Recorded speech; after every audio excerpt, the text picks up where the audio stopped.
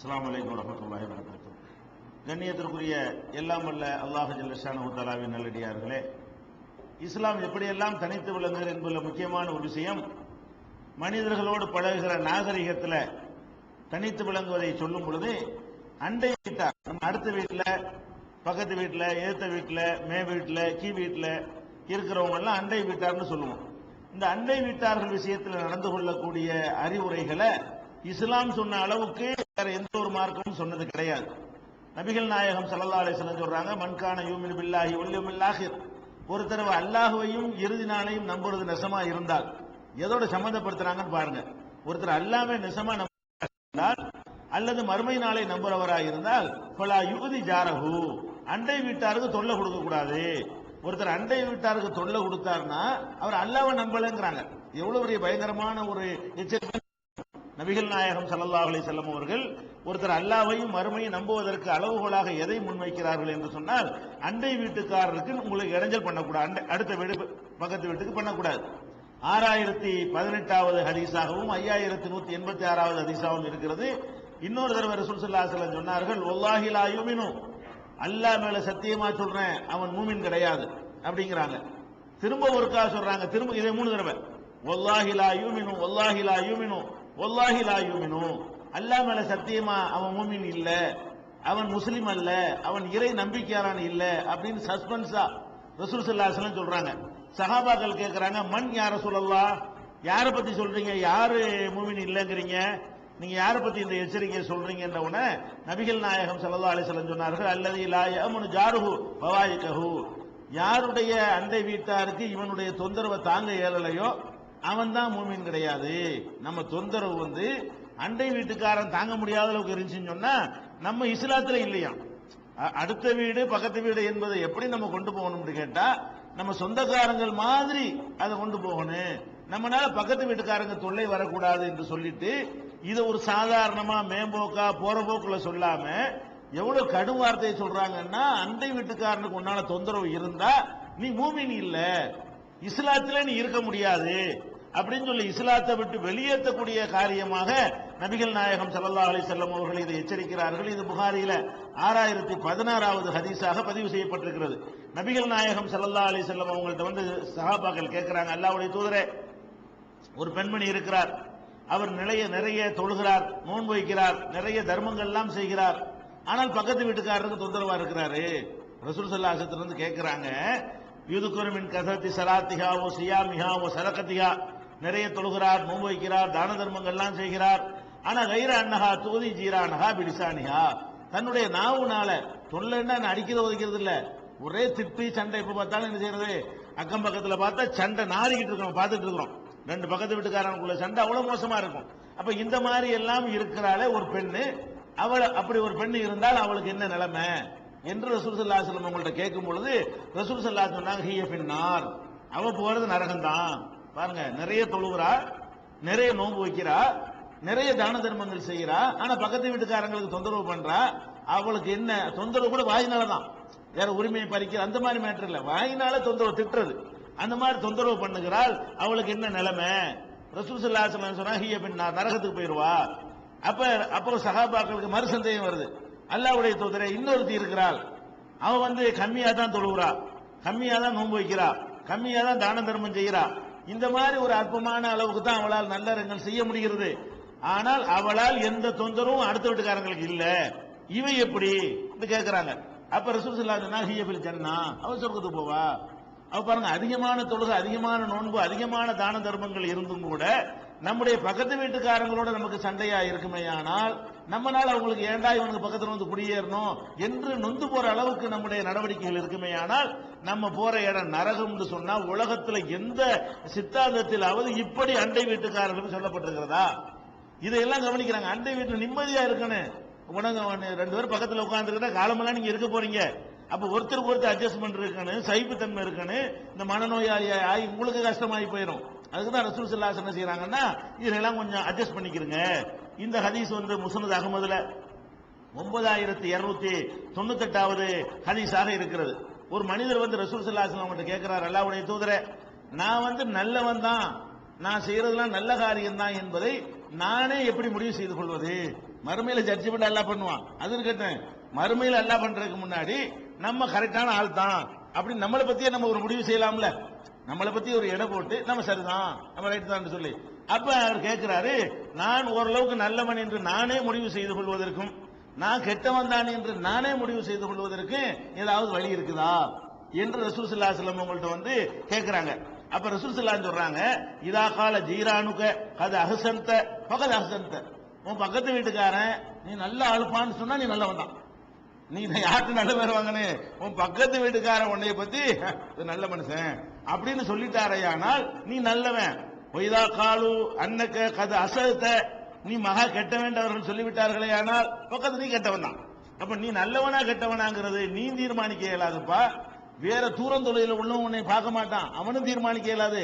உன் பக்கத்திலேயே உட்கார்ந்துக்கிட்டு உன்னை பார்க்கறான, சின்ன சின்ன ஆணி அடிச்ச, ஏன்டா ஆணி அடிச்ச, சத்தம் போட ஏன்டா சத்தம் போட்டு இருக்கிற, இப்படி சின்ன சின்ன விஷயத்துக்கு ஏன்டா வாசல தண்ணி ஊத்துன, ஏன்டா அங்க ஜன்னலை திறந்து வச்சுட்டு இருக்கிற, இப்படின்னு சொல்லி அக்கம் பக்கத்தில் உள்ள அற்பமான விஷயங்களை எல்லாம் பஞ்சாயத்தாக்கி பிரச்சனையாக்கி இது மாதிரிலாம் நடந்து கொண்டு இருந்தீர்களே ஆனால் உங்களுக்கு கெட்ட வேண்டுவாங்க.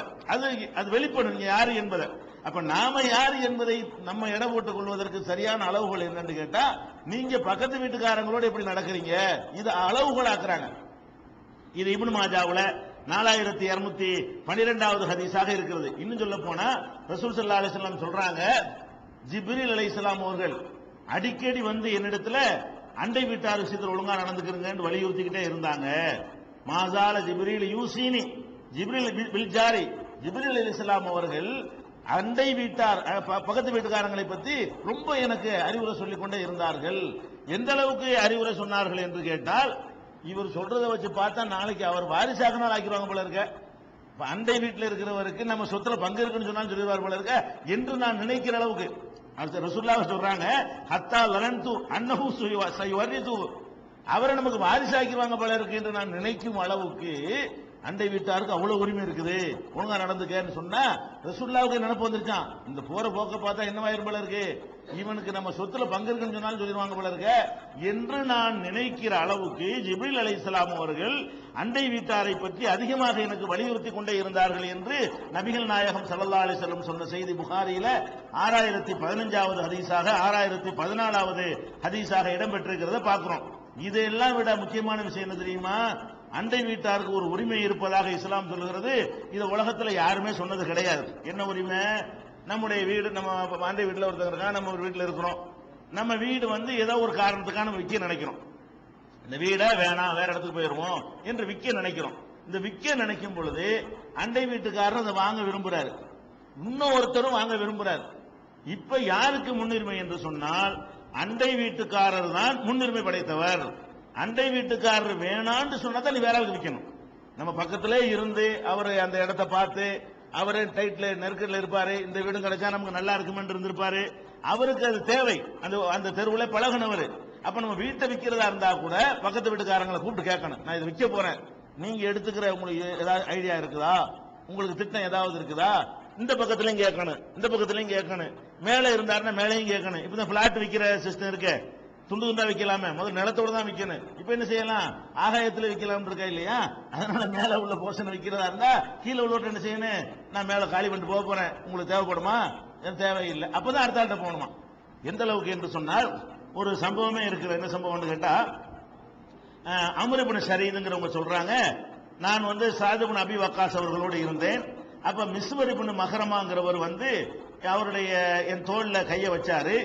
அப்படி இருக்கும் பொழுது நாங்க 3 பேர் இருக்கிறோம், நான் ஒன்னு, சாத் இப்னு அபி வக்காஸ் ஒன்னு, மிஸ்வர் இப்னு மஹரமான்னு நாங்க 3 பேர் இருக்கும் பொழுது அபூ ராஃபி என்று ஒருத்தர் வர்றாரு. அபூ ராஃபி யாருன்னு கேட்டா, நபிகள் நாயகம் ஸல்லல்லாஹு அலைஹி வஸல்லம் அவர்கள்ட்ட அடிமையாக இருந்து அவங்களால் விடுதலை செய்யப்பட்டவர், அவர் ஒரு சஹாபி.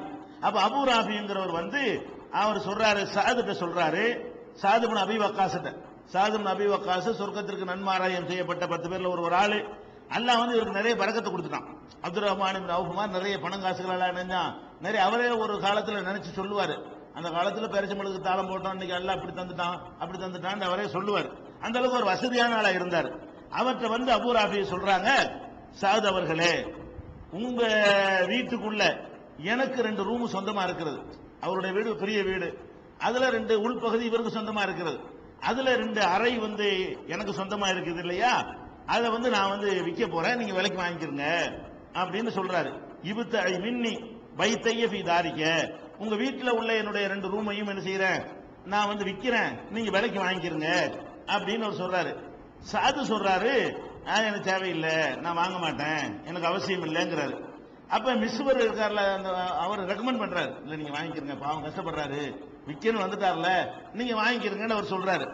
அப்ப சாது என்ன சொல்றாருன்னு கேட்டா, வாங்குறதா இருந்தா 4000 திர்ஹத்துக்கு தான் வாங்குவேன், 4000 திர்ஹம் கொடுத்தா நான் வாங்குவேங்கிறார். 4000 திர்ஹம்னா வெள்ளி நாணயம். இவரை ரேட்டு நிர்ணயிக்கிறாரு. அப்ப அபூ ராஃபி சொல்றாரு, இதுக்கு வந்து எனக்கு 500 தீனார், அது 5000 திர்ஹத்துக்கு ஆள் இருக்குது, 5000 திர்ஹத்துக்கு ஆள் கேட்கிறாங்க, நீ 1000 திர்ஹத்தை குறைச்சி 4000 கேட்கிற, ஆனாலும் நான் உனக்கு தான் தருவேன். ஏன், ரசூல் ஸல்லல்லாஹு அலைஹி வஸல்லம் சொல்ல நான் கேட்டிருக்கிறேன், அண்டை வீட்டுக்காரர் தான் ஒரு பொருளை வாங்குவதற்கு அதிக உரிமை படைத்தவர் என்று ரசூல் ஸல்லல்லாஹு அலைஹி வஸல்லம் சொல்லல என்று சொன்னா, நீங்க கேட்கிற அநியாய விலைக்கு நான் தரமாட்டேன். வெளியில கொடுத்தா எனக்கு 1000 ரூபாய் கூட, உன்கிட்ட கொடுத்தா 1000 ரூபாய் கம்மி, ஆனால் பக்கத்து வீட்டுக்கு, ஆனா இப்படி செய்யணும் அவசியம் கிடையாது. அதுக்காக பக்கத்து வீட்டுக்காரன் 10,000 ரூபாய் சாமான 200 ரூபாய்க்கு அப்ப கொடுக்க முடியுமா? அவன் நேர்மையை கேட்கணும். இவர் கொஞ்சம் கூட பயப்படுறாரு, இவர் இப்படி இவ்வளவு கொடுக்கணும், அது மார்க்கெட் ரேட்டுக்கு தந்தா தான் விற்கணும், பக்கத்து வீட்டுக்காரன் விற்கணுங்கிறத வச்சுக்கிட்டு நம்ம என்ன செய்யக்கூடாது, நம்ம நஷ்டப்படுற மாதிரியோ அது வித்துட்டு போய் வேற இடம் வாங்கணுமா இல்லையா, அதுக்கு உள்ள ரேட்டுக்கு தந்தா தான் அது நியாயம். ரேட்டு அநியாயத்தை கேட்டா பக்கத்துக்காரனு கொடுக்கணும் அவசியம் கிடையாது. ஆனால் அவர் நடந்திருக்கிறார், அவர் சொன்ன ஹதீஸ் தான் இப்ப மேட்ரு. அவர் என்ன சொல்லி காட்டுறாரு, பக்கத்து வீட்டுக்காரர் தான் வந்து வாங்குவதற்கு அதிக தகுதி உடையவர் என்று ரசூலுல்லாஹ் சொல்லி இருக்காட்டி 1000 ரூபாய் குறைச்சு உனக்கு தர வேண்டிய எனக்கு தேவையெல்லாம் கிடையாது, நீனே வச்சுக்க, 4000 கொடு என்று அவர் வித்துட்டாருங்கிற செய்தி வந்து புகாரியில 2258வது ஹதீஸ்ல இருக்கிறத பாக்குறோம். அப்ப பக்கத்து வீட்டுக்காரர்களுக்கு என்ன, ஒரு மனிதர்களோடு பழகும் பொழுது இதையெல்லாம் இஸ்லாம் கவனிக்கிறது. ஒரு பக்கத்தில் இருக்கிறவனுக்கு எப்படி நடந்துக்கிறேன்னா, அவனுடைய உரிமை என்ன, எந்த அளவுக்குலாம் சொல்றாங்கன்னு கேட்டா, ஒரு பொதுவான செவர் இருக்கும், சண்டையெல்லாம் பெரும்பாலும் இந்த செவர் மேட்டெல்லாம் வரும், பொதுவான செவர் இருக்குன்னு வைங்களேன், இவங்கிட்ட பார்க்க ஒரு ஆணி அடிப்பான், அவன் டொக்கு சத்தம் கட்டு சகிக்க மாட்டான், நீ எத்தனை அடிச்சிருப்ப, அப்ப இவனுக்கு அப்படித்தானே இருக்கும், ஆணி செவர்னா ஆணி அடிக்கத்தான் செய்வான், என்னதான் அட்டி வைக்கத்தான் செய்வான், ஏதாவது ஓட்டத்தான் செய்வான், அவனுக்குள்ள சோறாக்குவான், அப்படி புகங்கிட்டு பார்க்க வரும், என்னது நாங்களாம் இருக்குதா இல்லையா அப்படின்னு சண்டை வந்துடும்.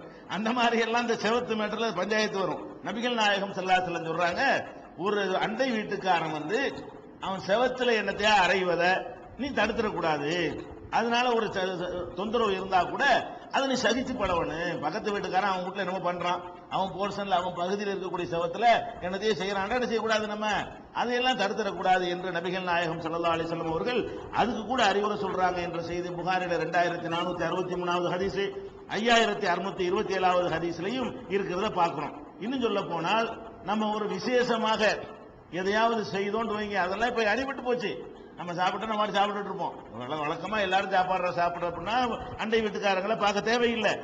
அண்டை வீட்டுக்காரர்களுக்கு கொடுக்கணுங்கிற சில நிலைமைகள் வரும். ஒண்ணு வந்து நம்ம விசேஷமா அன்னைக்கு பிரியாணி சமைக்குவோம், 4 விருந்தாளி வந்திருப்பாங்க, அன்னைக்கு ஸ்பெஷலி சாப்பாடு செய்வோம், அவங்க அண்டை வீட்டுக்கு வாசம் போவோமா இல்லையா, அப்ப நம்ம என்ன செய்யணும்னு கேட்டா கொடுக்கணும். கொடுக்க கெப்பாசிட்டி இல்லைன்னு சொன்னா அதுக்கு ரசூல் ஸல்லல்லாஹு அலைஹி வஸல்லம் சொல்றாங்க, தண்ணியை கொஞ்சம் கலந்தாச்சு கொடு, இங்க டேஸ்ட் குறைஞ்சாலும் பரவாயில்லை, நீ கொஞ்சம் தண்ணியை கொஞ்சம் அதிகமா விட்டாதுன்னு செய்ய, கஞ்சி காய்ச்சறியா 1 லிட்டருக்கு 2 லிட்டர் தண்ணி ஊத்துறியா, 3 லிட்டர் தண்ணியை ஊத்தி அந்த 1 லிட்டர் தண்ணியை கஞ்சி நோம்பு கொஞ்சம் கொண்டு கொடு. அப்ப அந்த மாதிரி அவங்க இல்லாத ஒன்றை நம்ம செய்தால் நம்ம என்ன செய்யணுமா, தண்ணியை கொஞ்சம் அதிகப்படுத்தியாவது கொடு. அதுக்கான தண்ணியை அதிகப்படுத்தி தான் கொடுக்கணும்னு அவசியம் கிடையாது. நல்ல சக்தி எல்லாம் தந்திருந்தா நல்லபடியாக கொடுங்க, இல்லைன்னு சொல்லி கொடுக்காம இருக்க நினைச்சீங்கன்னா கொஞ்சம் பரவாயில்லை, சாம்பார் இருக்கா தண்ணி கொஞ்சம் கூட ஊத்து, கரிசல்னா கொஞ்சம் தண்ணி கொஞ்சம் கூட ஊத்து, வேணாலும் என்ன இருக்கு, அந்த மாதிரி செஞ்சுக்கிறங்க. அப்ப அபூதர் ரலியல்லாஹு அன்ஹு அவங்கள்ட்ட சொல்றாங்க, இதா தபக்த மரக்கத்தன், நீ ஒரு குழம்பு வைத்தால், குழம்பு வைத்தான்னு சொல்றாங்களே, குழம்பு தான் எல்லா வீட்லயும் வைக்கிறோமே, அந்த காலத்துல குழம்பு வைக்கிறதுங்கிறது விசேஷத்துக்கு தான். அந்த காலத்துல அவங்கள்ட்ட குழம்புக்கெல்லாம் எங்க போவாங்க, ஜெய்தூன் எண்ணெய் ஆலிவ் எண்ணெய் இருக்கு, அதை ஊத்தி தொட்டு சாப்பிடுவாங்க, அதான் அவங்களுக்கு குழம்பு. அது அல்லது வினிகர் இருக்கு இல்லையா, வினிகர்னு சொல்லுவாங்க, இந்த காடிம்பாங்கல்ல சிறுக்காம்பாங்கல்ல, அந்த ஊறுகாய்க்கெல்லாம் ஊத்துவாங்க இல்லையா, அந்த வினிகரை வாங்கி என்ன செய்வாங்க, அதுல தொட்டு சாப்பிட்டு ரசூலுல்லாஹ் என்ன செய்வாங்க, நேமல் உதுமுல் கல்லும்பாங்க, இந்த சால்னா சூப்பரா இருக்கு, இது சால்னாவா, வினிகரை தொட்டுக்கிட்டு நல்லா இருக்குன்னு சொல்லுவாங்க ரசூல் ஸல்லல்லாஹு அலைஹி வஸல்லம். அப்ப அந்த காலத்துல வந்து குழம்பு வைக்கிறது என்பது அதான் நம்ம பிரியாணி வைக்கிற மாதிரி. பொதுவாக சாப்பாடுனா வேற ரொட்டி தீம்பாங்க, பேரிச்சை மலை சாப்பிடுவாங்க, அதோட முடிஞ்சு போயிடும். இந்த சால்னா வச்சுட்டாங்கன்னு வைங்க, அங்க என்னமோ விருந்து இருக்குது, விசேஷம் இருக்குன்னு அர்த்தம். அதுக்கு தான் ரசூலுல்லாஹ் சொல்றாங்க, நம்ம சால்னா டெய்லி வைக்கிறோம், நமக்கு சால்னாங்கிற சாதாரண கொடுக்கணும்னு அவசியம் கிடையாது. ஆனா ஒரு கறிச்சால்னாங்கிற விசேஷம், நமக்கு சாதா சால்னாங்கிற விசேஷம் கிடையாது. கறிச்சால்னா பிரியாணிங்கிறது நம்மளுக்கு விசேஷம் மாதிரி. அப்ப ரசூல் ஸல்லல்லாஹு அலைஹி சொல்றாங்க, நீ குழம்பு சமைத்தால் ஃபக்ஸிர் மாஹா, தண்ணியை கொஞ்சம் ஜாஸ்தியா விட்டு ஆகது ஜீரானக்க, உன் பக்கத்து வீட்டுக்காரங்க கவனிச்சிக்கப்பா, பக்கத்து வீட்டுக்காரங்கன்னு ஒன்று இருக்கிற மறந்துடாத. இது முஸ்லீம்ல 4758 4759 ஹதீஸ்ல இருக்கிறது. அப்ப அண்டை வீட்டுக்காரர்களுக்கு இவ்வளவு உரிமைகளை மார்க்கம் சொல்லி அது ஈமானோட தொடர்புபடுத்தி, அது இல்லைன்னா உனக்கு இஸ்லாத்தை விட்டு நீ போற மாதிரி வந்துரு, நீ மூமினே இல்ல அப்படிங்கிற அளவுக்கெல்லாம் சொல்லி இருக்கிறதுனால அண்டை வீட்டுக்காரர்கள் ரொம்ப அந்யோன்யமாக நெருக்கமாக நம்ம பழகிக் கொள்ள வேண்டும், நல்லது கெட்டதுல பங்கெடுத்துக் கொள்ள வேண்டும் என்பதை எல்லாம் இந்த ஹதீஸ்ல இருந்து நம்ம விளங்கிக் கொள்கிறோம். இது ஒரு ரசூல் ஸல்லல்லாஹு அலைஹி வஸல்லம் காட்டி தந்த ஒரு வழிமுறை. இதுவும் நாகரிகம் தானே. இதெல்லாம் பக்கத்து வீட்டுக்காரன்ட்ட எப்படி நாகரிகம்னு கத்துக்கிட்டா சண்டையே வராதுங்க, சகிக்கணும். ரெண்டு பேரும் ஒன்னா சேர்ந்து இருக்கும் பொழுது பிரச்சனை வரும். பிரச்சனை யாருக்கு மத்தியிலாம் வரும்? தெரிஞ்சவங்க மத்தியிலானுங்க வரும். தெரியாத எத்தனை பேர் ரோட்ல பாக்குறான், அவனோட நம்ம சண்டை வருமா? சண்டை யாரோட வரும்னா, யார் நமக்கு நெருக்கமா இருக்காங்களோ, யார் தொடர்பா இருக்காங்களோ, யாருக்கு முன்ன பின்ன அறிமுகம் இருக்கிறதோ அவங்களோட மட்டும்தான் மனசுக்கு சண்டை வரும். சண்டையே இல்லாட்டி நாட்டுக்கு நாடு சண்டை வந்தா கூட என்ன வரும்? இந்தியாவுக்கும் பாகிஸ்தானுக்கு சண்டை வருமே தவிர இந்தியாவுக்கு ஆஸ்திரேலியாவுக்கும் சண்டை வருமா? அவன் அண்டை நாட்டில் இருக்கிறான், அதனால சண்டை வருது. ஆஸ்திரேலியாக்கார அண்டை நாட்டில் இல்ல, அவனோட நமக்கு எந்த சண்டையும் வராது, எந்த பஞ்சாயத்து வராது. நாட்டுக்கு நாடு சண்டை வந்தாலும் சரி, மனுஷனுக்கு மனுஷன் சண்டை வந்தாலும் சரி, வீட்டுக்கு வீடு சண்டை வந்தாலும் சரி, அடுத்து இருந்தா தான் வரும். எங்க வீட்டுல உள்ள வீட்டுக்காரனுக்கு மெட்ராஸ்ல உள்ள வீட்டுக்காரனுக்கு சண்டை வருமா? அவன் யார் இவன் யாரு? அது சண்டை வர்றதுக்கு வாய்ப்பு கிடையாது. அப்ப பக்கத்துல இருக்கக்கூடிய நேரத்தில் சகிச்சு கொள்ளணும். ரெண்டு பேரும் பக்கத்தில் இருக்கிறீங்க, என்ன செய்யணும்? அவன் சில செய்வான், நமக்கு தொந்தரவா இருக்கு, நம்ம சில செய்வோம், அவங்களுக்கு தொந்தரவா இருக்கு, ஒரு ரெண்டு பேரும் சகித்துட்டு போயிடணும். அப்ப கோல் இதனால நிறைய சண்டைகள் வந்துச்சுன்னா, கோல் சொல்றது, புறஞ்சொல்றது, அவங்களை திட்டுவது, அசிங்கமா பேசுவது, ஆபாசமா பேசுவது, இவன் புருஷனோட அவளை இழுத்து பேசுறது, அவன் புருஷனோட இவளை இழுத்து பேசுறது எல்லாம் வந்துருது அதுல. அப்ப இதெல்லாம் ஒரு பல தீமைகளுக்கு வழிவகுக்கிறதுனால பக்கத்து வீட்டுக்காரங்கள்ட்ட ஒழுங்கா நடந்துக்க என்பதை நபிகள் நாயகம் ஸல்லல்லாஹு அலைஹி வஸல்லம் அவர்கள் உலகம் சொல்லாத ஒரு கோணத்துல சொல்றாங்க. பாத்தீங்களா? அதாவது சொத்தை விற்கும் போது கூட அவன்கிட்ட முதல் கேட்டுக்க. அவன் என்ன சொன்ன, பங்காளியா? அவன்கிட்ட கேட்கணும் அவசியம் இருக்குது.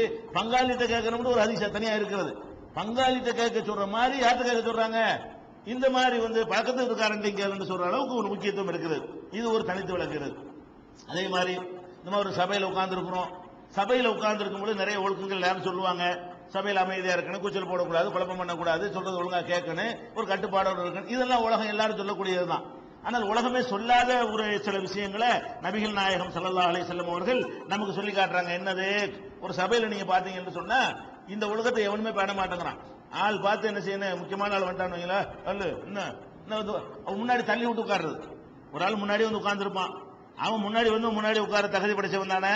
பின்னாடி வர்றவர் என்ன செய்வார்? முக்கியமான தலைவரா இருப்பாரு, அது ஜமாத்துக்கு முத்தவல்லியா இருப்பாரு, அல்ல அசர்த்தா இருப்பாரு. அவர் வருவாரா?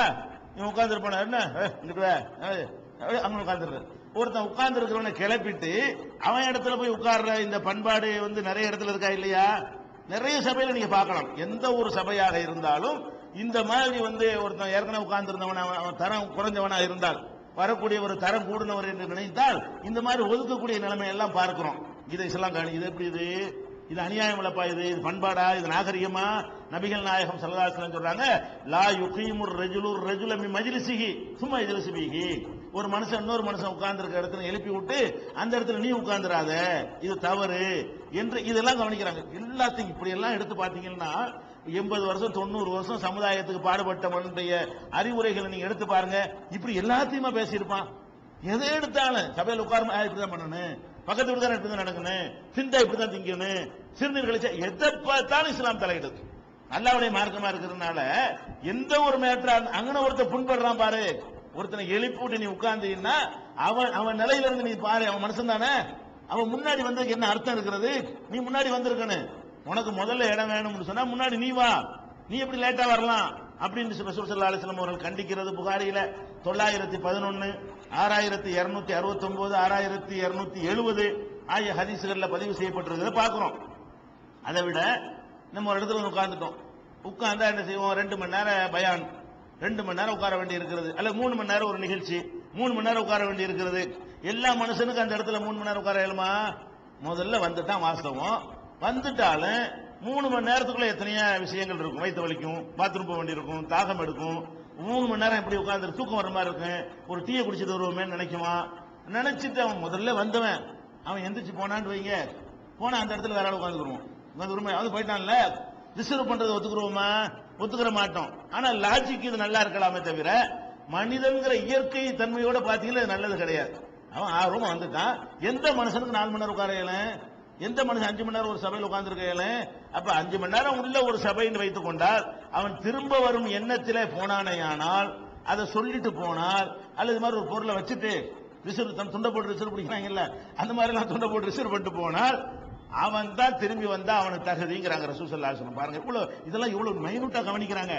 மேலோட்டமா பார்த்தா அது என்ன, நீ என்ன முன்பதிவா பண்ணி வச்சிருக்கிற, பட்டாவா எழுதிருக்குன்னு கேட்பாங்க. பட்டா தான் அது இஸ்லாமிய பார்வையில் என்னது, அது பட்டா. முதல்ல வந்துட்டான்ல அவன், வந்துட்டான். நீனா இருந்தா கூட 5 மணி நேரம் உட்கார இயலுமா?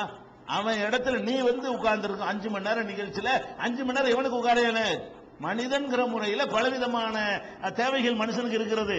அவன் அதுக்கு தகுந்த மாதிரி தான் அவன் நடப்பான். திரும்ப அவசரமா ஒரு போன் வரும், மெசேஜ் வரும், வெளியே போய் தான் சொல்ல முடியும், சபையில பேச முடியாது, இந்த வரன்னு வெளியே போவான்.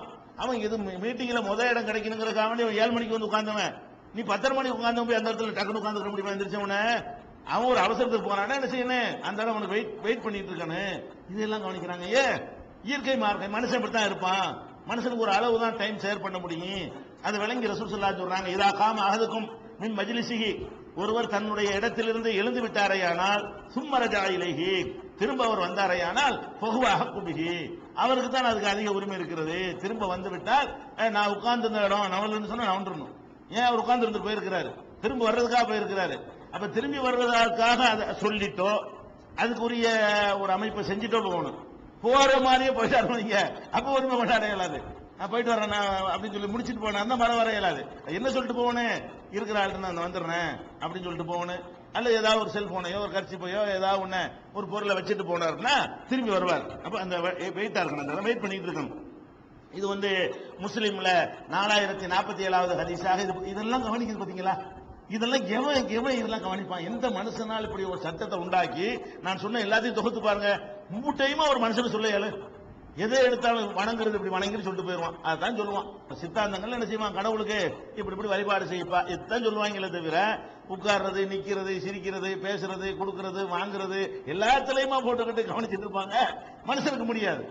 மனுஷனா இருந்தா கவனிக்க இயலாது. இது அல்லாஹ்வுடைய மார்க்கம். படைச்சவன் எல்லாத்தையும் கவனிப்பான், அவ்வளவு நுணுக்கத்தையும் கவனிப்பான். அப்ப இதுல எல்லாம் நமக்கு அறிவுக்கு ஏற்றவாறு பொருத்தமான ரூல் சொல்வதிலிருந்து விளங்குகிறது இது அல்லாஹ்வுடைய மார்க்கம். இது மனுஷனுடைய கண்டுபிடிப்பு அல்ல. இதுல எல்லாம் இந்த மார்க்கம் பொறுப்பாக தனக்கு தானே நிரூபிச்சு கொண்டிருக்கிற காட்சியை பார்க்கிறோம். அதே மாதிரி ஒரு சபையில் உட்கார்ந்து இருக்கிறாங்க. இதெல்லாம் இந்த காலத்துல சொன்னா பயங்கரமான பாரதூரம் ஆயிரும். ஒரு 10 பேர் உட்கார்ந்து பேசிட்டு இருக்காங்க. ஒரு அவங்களே முன்கூட்டி மசோரா பண்ணி நிர்வாகிகள் உட்கார்ந்து பேசிட்டு இருக்காங்க. ஒருத்தன் வருவான், நாங்க தனியா பேசிட்டு இருக்கிறோம், நீங்க அங்க நில்லுங்கன்னா அவருக்கு தாங்க என்னது நாங்க அப்படின்னு சொல்லக்கூடிய காட்சியெல்லாம் பார்க்கிறோம். அவங்க 10 பேர் ஏதோ ஒரு அஜெண்டாவில் ஒன்று சேர்ந்து பேசிக் கொண்டிருந்தார்களே, ஆனால் இவர் என்ன செய்யக்கூடாது? அதுல வரக்கூடாது. அதான் நாகரிகம். ஆனா அப்படி சொன்னமையானால் வந்து வரட்டி விட்டாங்க. எங்க வரட்டி விட்டாங்க? சோத்துக்கு வந்து வரட்டி விட்டாங்க. அவங்க பேசுறதுக்கு உட்கார்ந்துட்டு இருக்கிறாங்க. உனக்கு என்னால சம்பந்தம்? நீ வந்து போயிட வேண்டியதானே?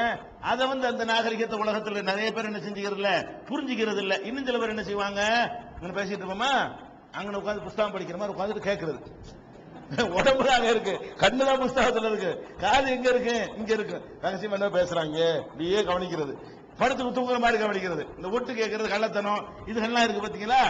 இது எல்லாம் வந்து மனுஷன் கவனிச்சு சொல்ல இயலாது.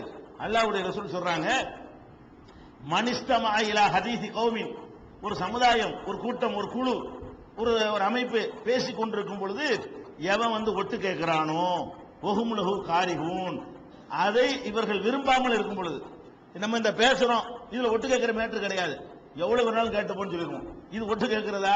இது ஒட்டு கேட்கறதுக்கான மறைச்சு சொல்ற மேட்டர் இல்ல. அனைவருக்கும் பொதுவாக சொல்லப்படுற விஷயங்கள்ல ஒட்டு கேட்டல் வராது. ஆனால் ஒரு குறிப்பிட்டவங்க நாங்க மட்டும்தான் பேசணும்னு அவங்க கூடி இருக்கிறாங்க. ஒரு தெருவுக்காரங்க, ஒரு மகல்லாக்காரங்க, ஒரு கல்லூரி மாணவர்கள், அல்ல ஒரு இயக்கத்துக்காரங்க, ஒரு இயக்கத்துடைய மாவட்ட நிர்வாகிகள், அல்ல கிளை நிர்வாகிகள், அல்ல மாநில நிர்வாகிகள், ஏதோ ஒரு லிமிட்டுக்குள்ள வச்சு என்ன செய்யறாங்க? அது பேசுறாங்க. அது அனைவருக்கும் பொதுவானதா இருக்க முடியாது. அப்ப மாவட்ட நிர்வாகிகள் பேசுறாங்கன்னா அவருடைய நண்பரா இருந்தாலும் வாப்பாவா இருந்தாலும் என்ன செய்யணும்? பார்த்துட்டு இது நமக்கு உள்ளது இல்ல, இது நம்ம மேட்டர் இல்ல, அவங்க மாவட்ட நிர்வாகியா உட்கார்ந்து இருக்காங்க, நம்ம இதை இன்வால்வ் ஆகக்கூடாது, போகக்கூடாதுன்னு இந்த நகரையும் தெரிஞ்சுக்கிறேன் எல்லாருமே. நான் எவ்வளவு பழக்கம், 10 வருஷ பழக்கம் என்ன போக சொல்லிவிட்டான். 10 வருஷ பழக்கமா இருந்தா என்ன, இதுல அவங்க எதுக்கு பேசுறாங்க? அவங்க சொந்த விஷயம் பேசிட்டு இருக்கலையே, அவங்களுக்கு சம்பந்தப்பட்ட அமைப்பு சம்பந்தமா பேசிட்டு இருக்காங்க. அப்ப ரசூல் ஸல்லல்லாஹு அலைஹி வஸல்லம் சொல்றாங்க, மனிஸ்தமாயிலா ஹதீஸ் கௌமின் வஹும் லஹு காரிஹுன். அவங்க விரும்பாத ஒரு நேரத்தில் ஒருத்தர் வந்து ஒரு சமுதாயம் பேசிக்கொள்ற செய்தியை ஒட்டு கேட்பானே, ஆனால் அவ எஃபிர்ரூன மின்ஹு, அல்லது அவங்க இவன் இருந்து விரண்டு ஓடுறாங்க, அவன் போய் விட்டு வந்து கேட்கறான், போப்பான்னு சொல்லி இங்கிட்டு போறாங்க, மறக்கிட்டே வர்றான், இங்கிட்டு வந்து அங்கிட்டு வர்றான். அப்ப விரண்டு ஓடுற விஷயத்துல அவங்க வந்து ஒட்டு கேட்பானே, ஆனால் சுப்பஃபி உதுனிகள் ஆணுக்கு எவங்களுக்கு கியாமா நாள்ல செம்ப காய்ச்சவன் காதுல எல்லாம் ஊத்துவான். இதான ஒட்டு கேட்ட காது, இந்த காதுலான ஒட்டு கேட்ட குடிக்காத உடனே நீ எதுக்கு போய் கேட்கிற? அப்ப நம்ம இந்த நாகரிகத்தை கத்துக்கணும். எந்த ஒரு இடத்துக்கு போனாலும் நம்மளை அலோவ் பண்ணக்கூடிய சபையா, நம்ம போய் உட்காருவதை அவங்க விரும்புறாங்களா, இது முக்கியமா கவனிக்கணும். ஒரு முஸ்லீம் எதை கவனிக்கணும்? நம்ம போய் இப்படி உட்கார்றோமே, இது அவங்க அலோவ் விரும்புறாங்களா? விரும்பலன்னா கோவிக்கலாம் கூடாது. அல்லாஹ்வுடைய ரசூல் நமக்கு சொல்லிட்டாங்கன்னு எடுத்துட்டு போயிட்டீங்களா கோவம் வராது.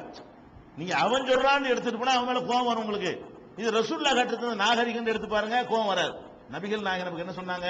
ஒரு சபைக்கு போறோம், அவங்க விரும்பாடிக்கு திரும்பி வந்துருங்க, அது கேட்காதீங்க, காதுல ஈயத்து காய்ச்சல் எல்லாம் ஊத்துவான் அப்படின்னு இருக்கும்போது நமக்கு இது வேணாம் அப்படின்னு முடிவு எடுக்கணுமா இல்லையா? இந்த நாகரிகத்தை கூட ஒரு சபையில போய் காது கொடுத்து கேட்கறது, ஒட்டு கேட்கறது, அல்ல வலுக்கட்டாயமா போய் வராதிங்க, இவர்கள் மட்டும் வரவுண்டு எழுதியே போட்டிருப்பாங்க சில இடத்துல, செயற்குழு உறுப்பினர் மட்டும் வரவுண்டு. படிச்சுக்கிட்டே உள்ள வந்தா என்ன அர்த்தம்? செயற்குழு உறுப்பினரா?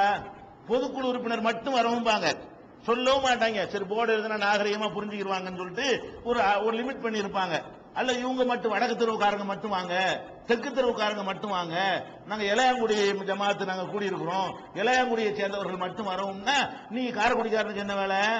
இளையாங்குடிக்காரன் போன நீ திரும்பி போயிருமா இல்லையா? அப்ப நபிகள் நாயகம் ஸல்லல்லாஹு அலைஹி வஸல்லம் சொல்றாங்கன்னா, உங்களை கூப்பிடாத நீங்கள் செவியுறுவதை அவர்கள் விரும்பாத நிலையில் இருந்தால் அதை போய் நீங்க கேட்க கூடாது. இப்படி எல்லாம் எல்லாத்தையும் கவனிக்கிறாங்க பாருங்க. அவங்க மனசுல அவ்வளவு மனசுக்குள்ள இருந்து சொல்ல மாட்டாங்க யாரும். இளையாங்குடி ஆட்களா உட்கார்ந்து இருக்கிறாங்க. காரைக்குடியில ஒரு முக்கியமான பிரமுகர் வந்துட்டார். உள்ளுக்குள்ள அந்த பையன் அவன் தான் நம்ம இளையாங்குடி ஆட்கள் உள்ள அவ்வளவு பேர் நினைப்பாங்க. யாரும் சொல்லுவாங்களா? முக்கியமான ஆளா இருக்காரு காரைக்குடி, அவர் வந்து உட்கார்ந்துருவாரு. இவங்க பேச வேண்டியெல்லாம் பேசாம பூசி மொழிவி வேற என்ன பேசி விட்டு போங்கன்னு சொல்ல இயலாது. இந்த நிலைக்கு ஆளாக்கலாமா? அப்ப இந்த இவ்வளவு பேருடைய உணர்வுகளையும் அவர்கள் சொல்லாட்டாலும் அல்லாஹ் சொல்றான். அவர்களுக்கு சொல்ல இயலாது. சில பேர்கிட்ட தான் சொல்ல முடியும். ஏப்ப சாப்பையா இருந்தா சொல்லி விட்டா என்னடா அப்படா அப்படின்னு ஒரு மாதிரியா நீட்டா வந்தான்னு வைங்களேன், வெள்ளையும் சொல்லியமா வந்தா அவனை விரட்ட முடியாது, தாட்சணியம் வந்துடும். அப்ப நீ தாட்சணியம் பண்ணலாமா? நான் தாட்சணியப்பட மாட்டேன் அப்படின்னு நல்லா என்ன சொல்றான்? உனக்கு தாட்சணியம் இருக்கலாம், நான் சொல்ல வேண்டியதை கட்டுரைட்டா சொல்லுவேன் அப்படின்னு நல்லா என்ன சொல்றான்? ஈயத்தை காய்ச்சி தொலைச்சு ஒழுங்கா இருந்துக்காங்க நமக்கு எச்சரிக்கிறான். இந்த மாதிரி எல்லாம் உலகத்துல யாராவது கவனிச்சு இப்படி இல்லாம ஒரு மனிதர்களுக்கு பாடம் நடத்த முடியும் மனுஷ மார்க்கத்துல? இது புகாரியில 7042வது ஹதீஸாக இடம்பெற்றிருக்கிறது பார்க்கிறோம். மொத்தமே நம்ம 3 பேர் தான் இருக்கிறோம் ஒரு சபையில. மொத்தமே இப்ப இருக்கிறதுன்னு ஒரு 3 பேர், ஒரு பஸ்ல 3 பேர் தான் போயிட்டு இருக்கிறோம், ஒரு கார்ல 3 பேர் தான் போயிட்டு இருக்கிறோம், ஒரு பீச்சில் உட்கார்ந்துருக்கோம். மொத்தமே 3 பேர் தான். 3 பேர் உட்கார்ந்து இருக்கிற ஒரு இடம் அருமையானால் 2 பேர் மட்டும் பேசவே கூடாதான். ரசூலுல்லாஹ் சொல்றாங்க, இருக்கிறது 3 பேர். 3 பேர் அவனை வச்சுட்டு சொன்னா இருக்கிறது 3 தானப்ப அங்கனுக்குள்ள உடைச்சு பேசி இவன்கிட்ட சொல்லக்கூடாதுன்னு நினைக்கும். அவன் என்ன செய்வான்? அவனுக்கு வேற கம்பெனியும் இல்லை. இப்ப வேற ஆட்கள் இருந்தா நீ இங்கிட்டு பேசினா அவன் அங்கிட்டு போய் பேசிட்டு இருப்பான். இவன் ஒரே தனியா உட்கார்ந்துருப்பான் ஒத்த குரங்க மாதிரி. இப்படி ஒரு நிலையில நீ உண்டாக்கலாமா? அப்ப ரசூல் ஸல்லல்லாஹு என்ன சொல்றாங்கன்னு கேட்டா, இதா கானு சலாசத்தன், நீங்கள் 3 பேர் இருந்தால் ஃபலாயத்தனாஜா இஸ்னானி தூனல்லாஹரி, ஒருத்தனை விட்டு 2 பேர் ரகசியம் பேசாதீங்க. ரகசியம் பேசுறது வேற பாஷையில பேசுறது வரும். ரகசியம் தான் அர்த்தம், அவனுக்கு தமிழ் தான் தெரியும், இவங்க 2 உருதுல பேசிட்டு இருக்கிறது. அப்ப நீ ரகசியம் தானே பேசுற, சத்தமா பேசினாலும் அவனுக்கு என்ன புரியும்? அல்ல இவங்க அவனுக்கு இவன் தமிழ்ல பேசுறது அவனுக்கு தமிழ் தெரியாது. அப்படி பேசக்கூடாது. ரகசியம் என்று சொல்வது காதுக்குள்ள பேசணும் ரகசியம் கிடையாது. நீ சொல்றது எனக்கு விளங்கணும். அவன் என்ன நினைப்பான்? பேசுறேன் அப்படின்னு அதே பார்த்துட்டு இருக்கோம். 3 பேர் இருக்கிற போது இப்படி செய்யவே கூடாது. எப்ப செய்யலாம்? 4 பேர் செய்யலாம். அதாவது 3 பேர் இருக்கிற அந்த இடத்துல அந்த ஒருத்தன் என்ன பாடுபடுவாங்கிறத மனுஷன் வழங்க முடியாதுங்க, படைச்சவன் வழங்குறான். மனுஷனால் இதையெல்லாம் அந்த 3 பேர் இருந்தா இவன் நடை என்ன ஆகும் அப்படின்னு நம்ம திங்க் பண்ண மாட்டோம். நீங்க கொஞ்சம் கற்பனை பண்ணி பாருங்க. அந்த 3 நீங்க ஒரு ஆளா இருந்தா என்ன நினைப்பீங்க? அந்த 3 பேரோட சபை 2 பேர் சுசுமுறாங்க, நம்மள தான் பேசுறாங்களோ, நம்ம இருக்கும்போது நம்மளை விட்டுட்டு பேசுறா, நம்மள தான் பேசுறாங்க அப்படிதான் நினைப்பான். நம்ம இந்த இடத்துல இருக்கிறோம், நம்மளை தவிர்த்துட்டு அவங்க 2 பேர் பேசுறாங்கன்னா நம்மளுக்கு எதிராக தான் என்னமோ காய் நவுத்துறாங்க நினைப்பானா இல்லையா? அவன் எவ்வளவு பாடுபடுவான், எவ்வளவு மன வேதனைப்படுவான். அந்த ஒருத்தனை கவனிக்கிற மார்க்கம் இது. தனிச்சு விளங்குதா? இதுல எல்லாம் எவனாச்சும் இந்த மாதிரி அறிவுரை சொல்லி இருக்கிறானா? சபையில் இப்படி இருக்க வேண்டும் என்றெல்லாம் அதே நேரத்தில் இது எங்க இருக்குன்னா புகாரியில 6288வது ஹதீஸில் இருக்கிறது. அதே நேரத்தில் ரசூல் ஸல்லல்லாஹு அலைஹி வஸல்லம் சொல்றாங்க, இதா குன்தும் சலாசத்தன், நீங்கள் 3 பேர் இருந்தால் ஃபலாயத்தன் ஆஜா ஐசனா ரஜுலானி, 2 பேர் ரகசியம் பேசி விடாதீர்கள், தூணால் ஆகரி, இன்னொருத்தனை விட்டுட்டு பேசாதீங்க, ஹத்தா தக்தலித்து பின்னாஸ், மக்கள்லாம் வந்து கலக்கிற வரைக்கும். கொஞ்சம் சேர்ந்துருச்சா நீ தனியா 2 பேர் பேசிக்கிட்டு அவன் வேற யார்கிட்ட பேசிடுவான். அவனுக்கு கம்பெனிக்கு ஆள் கிடைக்கிற வரைக்கும், அந்த ஒருத்தன் இருக்கிறான அந்த ஒருத்தனுக்கு கம்பெனிக்கு ஆள் கிடைத்து விட்டால் அப்ப நீங்க 2 பேர் பேசலாம். நீங்க இப்ப இருக்கிறீங்க 2 பேர் ரகசியம் பேச வேண்டியிருக்கும், உங்களுக்குள்ள பேசிக்கலாம், தப்பு கிடையாது. பயான ஏண்டா கேட்கலங்கிற வேண்டாம் அந்த தப்பு வருமே தவிர ரகசியம் பேசணும் தப்பு வராது. சும்மா கூட்டமா உட்கார்ந்து இருக்கிறீங்க, 2 பேர் தனியா போய் பேசலாமான்னு அழகா பேசலாம். ஏன் 2 இவ்வளவு பெரிய கூட்டத்தில் 2 பேருக்கு தனிப்பட்ட செய்திகள் இருக்கலாம், சொல்ல வேண்டிய விஷயங்கள் இருக்கலாம், இது யாரையும் பாதிக்காது. இத்தனை பேர் இருக்கும்போது உனக்கு தனிப்பட்ட விஷயம் நீ போய் தனியா பேசிக்க. இந்த 3 பேர் இருக்கும்போது மட்டும்தான் இந்த ரூல் என்று நபிகள் நாயகம் ஸல்லல்லாஹு அலைஹி வஸல்லம் சொன்னதை இந்த புகாரியில 6290வது ஹதீஸ்ல பார்க்கலாம். அப்ப இதெல்லாம் வந்து நம்ம என்ன விளங்குறோம், இது வந்து உலகத்துல யாரும் சொல்லாம இப்படி எங்கெல்லாம் பாதிப்பு, யாருக்கெல்லாம் பாதிப்பு, ஒரு சின்ன அற்பமான ஒரு சங்கடம், ஒரு மன நோவினை, வேதனை, இதெல்லாம் வரக்கூடாது என்பதெல்லாம் கவனித்து கவனித்து பார்த்து ஒவ்வொரு சின்ன சின்ன அற்பமான விஷயங்களையும் பார்த்து இந்த சட்டத்தை வழங்கி இருப்பதை பார்த்து இந்த மார்க்கம் தனிச்சு விளங்குறது என்பதை நம்ம தெரிந்து கொள்கிறோம்.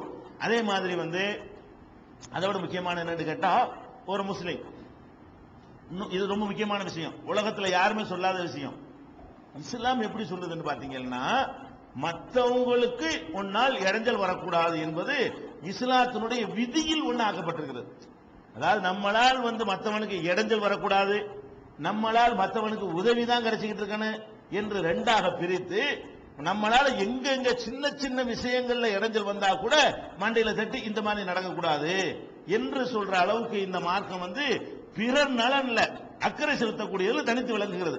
எந்த அளவுக்கு சொல்றாங்க நபிகள் நாயகம் ஸல்லல்லாஹு அலைஹி வஸல்லம் கேட்டா, அல் முஸ்லிமு மன் சலிம் அல் முஸ்லிமூன மின் லிசானிஹி வ யதிஹி, முஸ்லிம் என்றால் யார் தெரியுமா, எவருடைய கையினாலையும் நாவினாலையும் மற்றவங்களுக்கு பாதுகாப்பு இருக்கிறதோ, மற்றவங்களுக்கு பயம் இல்லையோ, அவன் தான் முஸ்லிம்.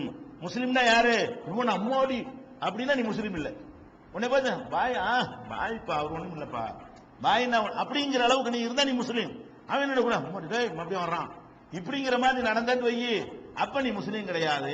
முஸ்லீம் யாரு என்று கேட்டால் மற்ற முஸ்லீம்கள், முஸ்லீம்கள் தான் வருது, மற்ற முஸ்லீம்கள் இவனை பார்த்து பயப்படாம இருக்கணும், இவனை பார்த்து வந்து இவனால இடைஞ்சல் வராது என்று நினைக்கணும், அவன் தான் முஸ்லீம் என்று நபிகள் நாயகம் ஸல்லல்லாஹு அலைஹி வஸல்லம் சொன்ன ஹதீஸ் வந்து புகாரியில 10வது 11வது 6484 ஆகிய 3 இடங்கள்ல இது பதிவு செய்யப்பட்டிருக்கிறது. இது முஸ்லிம்களுக்கு இடைஞ்சல் செய்யக்கூடாது இந்த ஹதீஸ் சொன்னாலும், இன்னொரு ஹதீஸ்ல நபிகள் நாயகம் ஸல்லல்லாஹு அலைஹி வஸல்லம் சொல்றாங்க, அல் மூமினு மன் அமினஹு நாஸு அலா திமாயிஹிம் வ அம்வாலிஹிம், அதாவது மூமின் யார் என்று கேட்டால், இறை நம்பிக்கையாளன் யார் என்று கேட்டால், மற்ற மனிதர்கள் தங்களுடைய பொருள் விஷயத்திலையும் தங்களுடைய உயிர் விஷயத்திலையும் இவனை பத்தி பயப்படக்கூடாது. மூமின் யாருன்னு கேட்டா இவனை பத்தி பயப்படக்கூடாது. ஒரு 10,000 ரூபாய் பணம் இவனை வச்சுட்டு அடே பாய்ப்பா எடுக்க மாட்டான், அப்துல் கார் இருக்கான் எடுக்க மாட்டான், அவன் தான் மூமின். மூமின் யாரு, 50 காசு வைக்க முடியும் எப்படியா இருக்கான் பார்த்து வச்சிட பாக்கெட்ல வச்சுக்க, நீ மூமின் கிடையாது. நம்ம பக்கத்துல அவன் காசை வச்சுட்டு போறதுக்கு பயம் இல்லாமல் வச்சுட்டு போகணும். நம்ம எப்படி பேர் எடுக்கணும், இவன் பக்கத்துல என்ன செய்யலாம், கோடி ரூபாய் கூட வைக்கலாம், தொட மாட்டான், இவன் 1000 ரூபாய் கூட டாலர் கூட கொடுக்கலாம், 1 கிலோ தங்கத்தை கூட கொடுத்து விடலாம், இவன் அதுல ஒரு தம்படி கூட எடுக்க மாட்டான் அப்படின்னு சொல்லி தன்னுடைய பொருள் விஷயத்திலையும் அந்த மக்கள் நம்மளை நம்ப வேண்டும், உயிர் விஷயத்திலையும் நம்ப வேணும். இவன் கழுத்தறுத்த மாட்டான், நம்மளை தீத்து போட்டு காசு வாங்கிட்டு போயிட மாட்டான், கொன்ற மாட்டான், இப்படி ஒரு பேர் எவன் எடுக்கிறானோ அவன் தான் முஸ்லீம். பாருங்க, இஸ்லாத்துக்கு இலக்கணம் தொழுகை நோம்பெல்லாம் இஸ்லாத்தினுடைய இலக்கணம் தான், அது மட்டும் கிடையாது. அதை மட்டும் செஞ்செல்லாம் சொர்க்கத்துக்கு போகவே இயலாது. அதெல்லாம் வந்து இந்த மாதிரி நம்மளை பண்படுத்துவதற்குரிய பயிற்சிக்கு அல்லாஹ் தந்தது. இந்த தொழுகை அவசியம், நோன்பெல்லாம் அவசியம், ஜகாத் ஹஜ் எல்லாம் அவசியம். ஆனால் அதோட எது சேரணும், நம்மளை பத்தி முஸ்லிமா அவங்க கடையில வாங்காதே, ஏன் இடம் சரியா இருக்காது, பேர் வாங்கியிருக்கமா இல்லையா, முஸ்லிமா அவங்க கடையில வாங்காதே டூப்ளிகேட் விற்பான், பேர் வாங்கியிருக்கமா இல்லையா, முஸ்லிமா அவங்க கடைக்கு போயிடாத காட்டுறது ஒண்ணு விக்கிறது ஒண்ணா இருக்கு, பேர் வாங்கியிருக்கமா இல்லையா, வெளிநாட்டு சாமான் உள்நாட்டு சாமான வித்து போடுவான், 1 கிலோக்கு 3/4 கிலோ தந்துருவான், பேர் வாங்கியிருக்கமா இல்லையா. அப்ப நம்ம இப்படி பேர் வாங்கினா மூமினா, தொழுதா பேர் வச்சிருந்தா மூமினா ஏற முடியுமா, எப்படி பேர் வாங்கினேன், இன்னும் சொல்ல போனா இந்த நாட்டில் இஸ்லாம் வளர்ந்தது எதை வச்சு வளர்ந்துச்சு? பயான்ல வளர்ந்துச்சு. பெரிய பெரிய பெரிய நாவலர்களை நபிகள் நாயகம் ஸல்லல்லாஹு அலைஹி வஸல்லம் அனுப்பி வச்சாங்க. வியாபாரிகள் தான் அங்க வந்தாங்க. அங்க இருந்து நபிகள் நாயகம் ஸல்லல்லாஹு அலைஹி வஸல்லம் பிறகு வியாபாரிகள் அங்க வந்தாங்க. இங்க உள்ள பாஷை அவங்களுக்கு தெரியாது, அவங்க பாஷை உங்களுக்கு தெரியாது, எல்லாம் ஊம பாஷை தான் பேசிக்கிடுவாங்க, சைகையில தான் பேசிக்கிடுவாங்க. எதனால இந்த இஸ்லாம் ஈர்க்கப்பட்டுச்சு? அவங்கள்ட்ட காணப்பட்ட அந்த நேர்மை.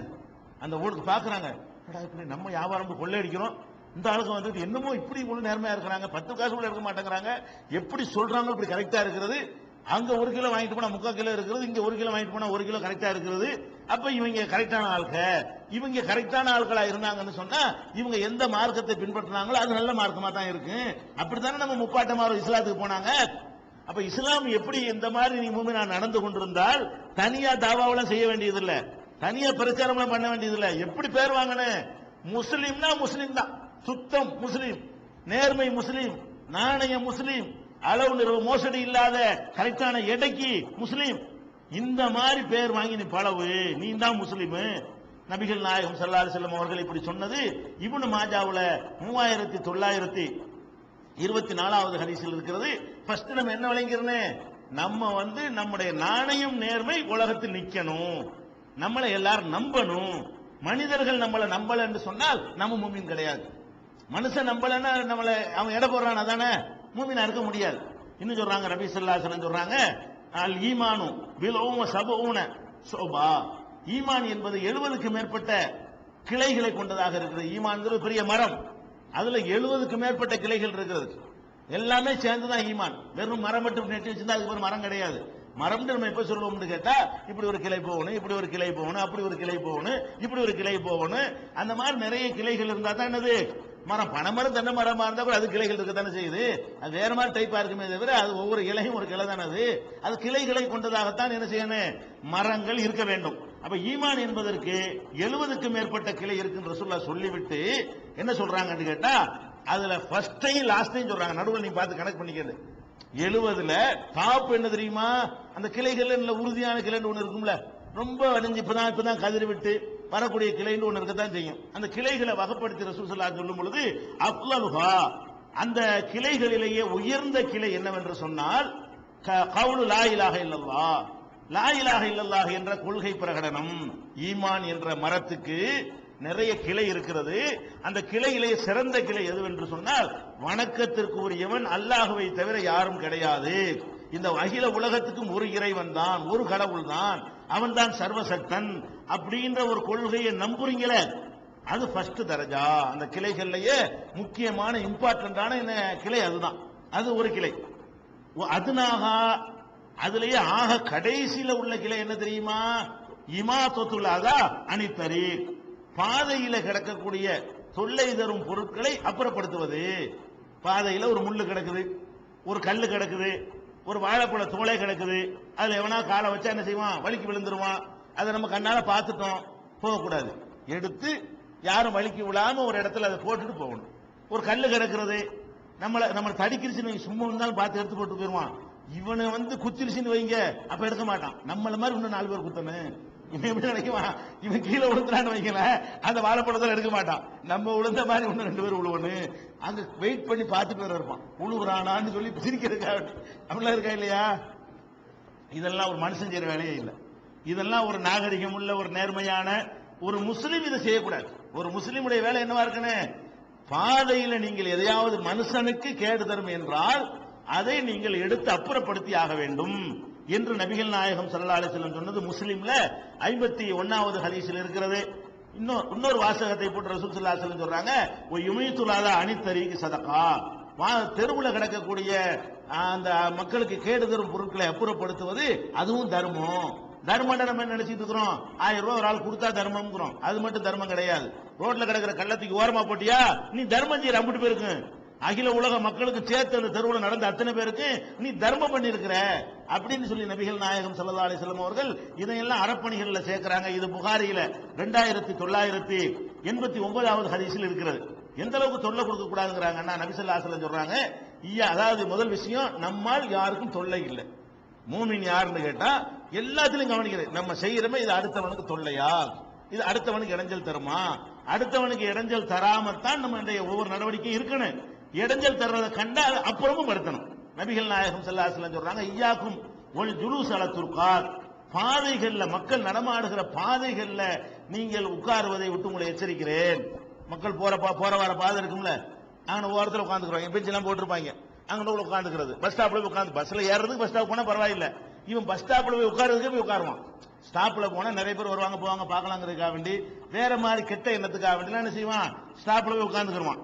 அந்த மாதிரி பாதைகள்ல போய் நீங்க உட்கார்றது வந்து நான் எச்சரிக்கிறேன், அப்படின்னா உட்காரக்கூடாது.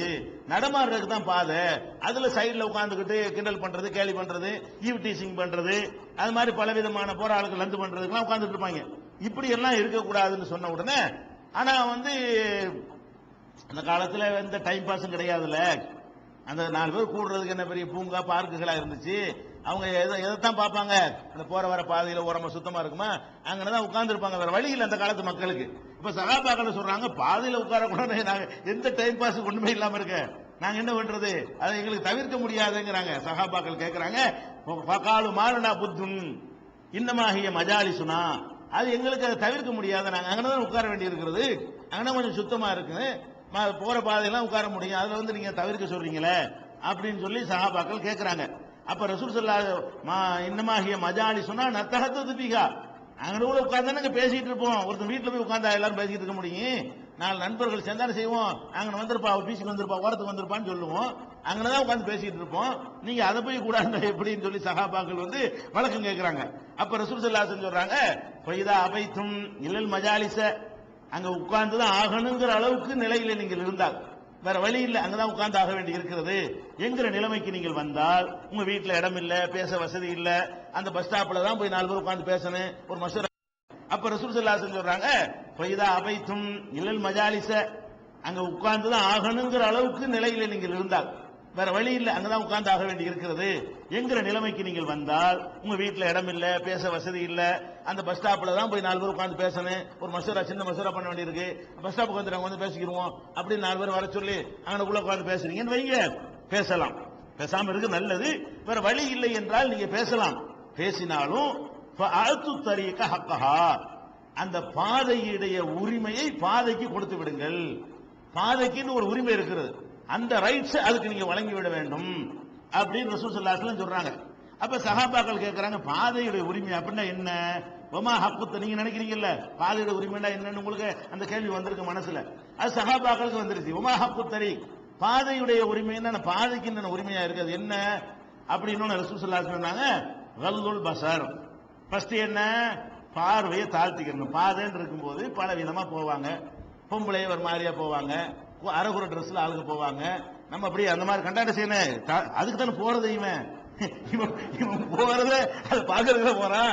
ஆனா மார்க் என்ன சொல்லுது, நீ வந்து தாழ்த்திக்க பார்வைய, அது மாதிரி பாதையில உட்கார்ந்து இருந்தோம்னு சொன்னா கல்லுல் பஸர், அதான் பார்வைக்கு பாதைக்கு கொடுக்க வேண்டிய கடமை என்ன, பார்வையை தாழ்த்திக்க. மார்க்கம் தடுத்திருக்கிற கோலத்தில் எதையாவது நீ காண நேர்ந்தால் கண்களை தாழ்த்தி கொள்ள வேண்டும். 2வது கஃபுல் அதா, இடைஞ்சல் வராமல் தடுத்துக் கொள்ள வேண்டும். அந்த பஸ்ல போறதுக்கு இடைஞ்சல் இல்லாம, 2 வீலர் போறதுக்கு இடைஞ்சல் இல்லாம, முழுசு அடைச்சிட்டு உட்காராம அப்படி கொஞ்சம் ஓரஞ்சாரத்தில் உட்கார்ந்துக்கலாம், போறதுக்கு இடத்தையும் விட்டுவிட்டு நம்மளும் கொஞ்சத்துல உட்கார்றது தப்பு கிடையாது, முடிஞ்ச அளவுக்கு தவிர்க்க பார்க்கணும். உட்கார்ந்துதான் ஆகணும், இல்லல் மஜாலிஸ, உட்கார்ந்து ஆகணுங்கிற நிர்பந்தம் வந்தால் முழுசாரையும் அடைச்சிக்கிற கூடாது. என்ன செய்யணும், அப்படி கொஞ்சத்துல உட்கார்ந்துக்கிட்டு நீங்க போறவங்க போங்க, நம்ம ஆர்ப்பாட்டத்துல சில ரோட்ல உட்காந்துறாங்கல்ல, முழுசா மறைச்சிட்டு உட்கார்ந்து தப்பா போயிடும், அப்படி கொஞ்சம் ஓர நேரத்தில் உட்கார்ந்துட்டு இடைஞ்சல் இல்லாம அப்படி பண்ணிக்கிட்டா கஃபுல் அதா, நம்மால் வரக்கூடிய தொல்லைகள் வராமல் என்ன செய்யணும், தடுத்துக் கொள்வது பாதைக்கு கொடுக்க வேண்டிய உரிமை. 3வது ஒரு அத்து சலாம், 5 கடமையை சொல்றாங்க ரசூல் ஸல்லல்லாஹு அலைஹி வஸல்லம். பாதையில நீங்க உட்கார்ந்தீங்கன்னா 5 வேலையை கரெக்டா செஞ்சிடணும். 1, பார்வையை தாழ்த்த வேண்டிய அவசியம் வரும், அதுக்கான இப்படியே உட்கார்ந்து பேசுற அர்த்தம் கிடையாது, தாழ்த்த வேண்டிய தேவை வந்தா தாழ்த்தணும்னு அர்த்தம்.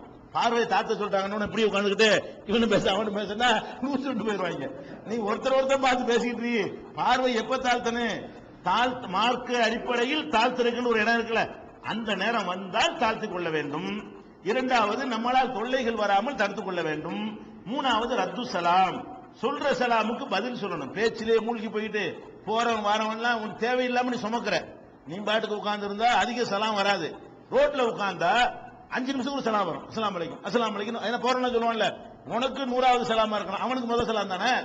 நம்ம ரோட்ல உட்கார்ந்துருக்கிறவங்க வாசல்ல அதிகமான மக்கள் போறாங்க, போறவங்க என்ன செய்வாங்க, இவன் 5 வரைக்கும் பதில் சொல்லுவான், 6 7 வந்து இதே வேலையா இந்த ஆயிரம், அதுல சலாம் சொல்லிட்டு லைஃப் போயிருமா இல்லையா? அந்த இடத்துல நீ உட்காருவதனால் அதிகமான பேர் வந்து உனக்கு சலாம் சொல்லும் நிலை ஏற்படும். அதிகமான பேர் சலாம் சொன்னால் அதிகமான ரிப்ளை சொல்ல வேண்டிய நிலை ஏற்படும். நீ அதை விடுற அளவுக்கு உட்கார்ந்துட்டேன்னா ஆபத்தை பார்த்துக்க. உட்கார்ந்தா ஒழுங்கா போய் உட்காரு. நிறைய பேர் வருவான், சலாம் சொல்லிக்கிட்டே இருப்பான். நீ என்ன செய்யணும், 2 நிமிஷம் பேசணும், வலைக்கும் சலாம், 2 வலைக்கும் சலாம், அவ்வளவு சலாம் வரும். இதெல்லாம் கவலை. இதுக்கு சங்கடப்பட உட்காராத. சலாத்துக்கு பதில் சொல்றதை விட்டுட்டு உட்காருவேங்கிற அளவுக்கு இருந்தால் அப்ப சலாம் ரொம்ப வருங்கிறனால இதை சொல்றாங்க. எதுக்கு இதை சொல்றாங்கன்னு கேட்டா, சபையில உட்கார்ந்தா சலாம் ரொம்ப வரும். சபைங்கிற பாதையில உட்கார்ந்தால் நிறைய சலாம் வரும். நிறைய சலாம் வந்தால் நிறைய பதில் சொல்லணும். அது கண்டிப்பா மனிதன் சைக்காலஜியா என்ன செய்யும், அவனை அது பாதிக்கும். அப்ப தீமைகளை கண்டால் தடுக்கணும், நன்மைகளை மிஸ் பண்ணி இருந்தாங்க சொன்னா அதை எடுத்து சொல்லணும், சலாமுக்கு பதில் சொல்லணும், நம்மால் இடைஞ்சல் வராம தடுத்து கொள்ளணும். அதோட என்ன செய்யணும்னு கேட்டா பார்வையை தாழ்த்தி கொள்ளணும். இதெல்லாம் செய்ய வேண்டும் என்று நபி ஸல்லல்லாஹு அலைஹி வஸல்லம் அவர்கள் என்ன இதுல பாயிண்ட் என்னன்னு கேட்டா, எதையெல்லாம் கவனிக்கிறாங்கன்னு ஒரு இடத்துல உட்கார்ந்தா என்னவெல்லாம் ஏற்படும். இந்த சலாமுக்கு பதில் சொல்வதுங்கிற வார்த்தையை கூட போடுறாங்களே, அதுல நிறைய சலாம் வருகிறதெல்லாம் கவனிச்சு இதெல்லாம் வந்து மனுஷனுக்கு தோணவே தோணாதுங்க. இதெல்லாம் வந்து மனுஷன் உண்டாக்குன மார்க்கமா இருந்தா இப்படி இல்லாம தோணாது. இது அல்லாஹ்வுடைய மார்க்கங்கிறது விளங்குறது. ரசூல் ஸல்லல்லாஹு அலைஹி வஸல்லம் சொல்றாங்க, முன்காலத்தில் நடந்த ஒரு சம்பவம் அதை அல்லாஹ் எடுத்து காட்டுறான். அதை ரசூல் ஸல்லல்லாஹு அலைஹி வஸல்லம் சொல்றாங்க, பைனமா ரஜுலுன் யம்சி பி தரீகின், ஒரு மனிதன் முன் சமுதாயத்தில் ஒரு மனிதர் ஒரு பாதையில போய்கொண்டே இருந்தார். போய்கொண்டே இருக்கும் பொழுது பாதையில ஒரு முள்ளுடைய அந்த கிளை அது வந்து கிடக்கிறது. அதை என்ன செய்யறாருன்னு கேட்டா, அதை எடுத்து ஓரமா ஒதுக்கி வைக்கிறார். போறாரு, முள்ளு கிடக்குது பாதையில. இந்த முள் கொத்து கிடக்கிறது, இது வந்து யாருக்கால குத்திருமே, அது குத்தக்கூடாது, யாருக்கும் இடைஞ்சல் வரக்கூடாதுன்னு நினைத்து அதை வந்து அவர் ஒதுக்கி வச்சுட்டு போனார். இப்ப ஷக்கரல்லாஹு லஹு, அல்லாஹ் அவருடைய நன்றி உபகாரமா என்ன செஞ்சுட்டான்னு கேட்டா, கஃபரலஹு, அவர் அல்லாஹ் மன்னிச்சுட்டான். இவர் செஞ்சது ஒருவேளை பெரிய பயங்கரமான வேலையெல்லாம் செய்யல, யாருக்கும் கோடி ரூபாயை கொடுத்துடல, ஒத்த கால நின்று தவமெல்லாம் செய்யல, ரோட்ல கிடக்கிற முள்ளு வந்து அடுத்தவனுக்கு இடைஞ்சல் வரக்கூடாதுன்னு ஒதுக்கி போட்டாரு. இதுக்கெல்லாம் என்ன செஞ்சான், மன்னிச்சு இவருக்கு சொர்க்கத்தை கொடுத்து விட்டான் என்று நபிகள் நாயகம் ஸல்லல்லாஹு அலைஹி வஸல்லம் சொன்னதாக புகாரியில 654வது ஹதீஸாகவும் 2472வது ஹதீஸ்லயும் பதிவாயிருக்கிறது. இன்னொரு தடவை ரசூல் ஸல்லல்லாஹு அலைஹி வஸல்லம் சொன்னாங்க, நான் ஒரு மனிதனை சொர்க்கத்திலே பார்க்கிறேன். எடுத்து காட்டுறான் அல்லாஹ். சொர்க்கத்தில் இனிமேல் தான் எல்லாரும் போக போறோம். முன்னாடி அல்லாஹ் என்ன செய்யறான், எடுத்து காட்டுறான். ஒரு மனிதர் சொர்க்கத்தில் தெரிந்து கொண்டிருக்கிறது எனக்கு தென்படுகிறது. அவர் யார் என்று கேட்டால், ஒரு பாதையில நீட்டிக்கிட்டு ஒரு கிளை நிக்குது. ஒரு வீட்லயோ காட்டிலேயோ இருக்கிற ஒரு மரம் அப்படியே நீட்டிக்கிட்டு என்ன செய்ய, ரோட்டு வரைக்கும் வந்துருச்சு. போறவன் எல்லாம் குதிரையில போறோம், ஒட்டகத்துல போறோம், மூஞ்சிலாம் இடிக்குது.